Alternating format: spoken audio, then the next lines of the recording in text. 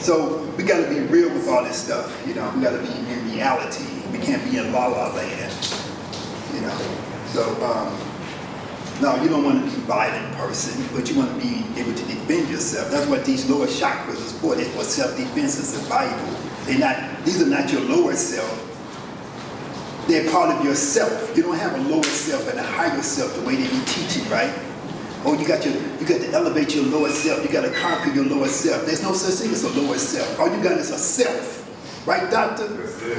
Just a self. You don't got all these higher and lower selves, and one is bad and one is evil and all that kind of crazy stuff. You got one self, and you got to manage it and make everything complementary to each other and in balance and harmony with each other. So sometimes you're going to see people writing these Kemetic yoga books talking about the Sphinx. And he's talking about the Sphinx, the head represents the higher self because it's a human, and the body is a lion representing the lower self. That's crazy. The Sphinx represents the human person personifying the energy of the lion. The lion is the master. The lion is the conqueror. The lion is, in control of his stuff. It's not the lower self. The lion, you want to acquire the lion spirit in your own self. You want to acquire the spirit of that falcon flying and soaring over everything in yourself. You know, animals are not lower self. Animals are part of your true self.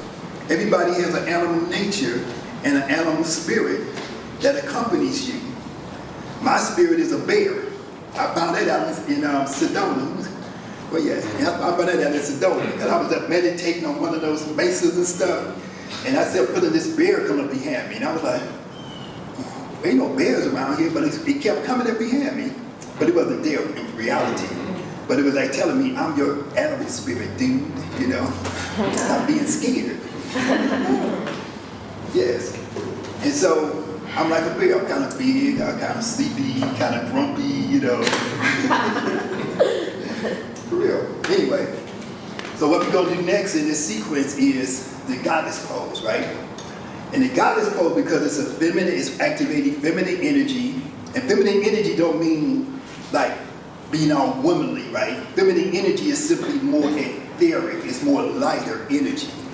There's nothing wrong with feminine energy.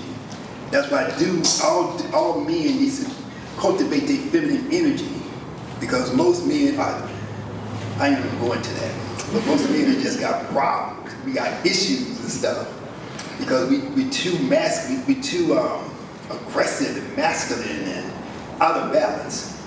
And the society we live in is one which is out of balance, and it makes women out of balance. It makes women try to become more masculine instead of cultivating their feminine goddess energies.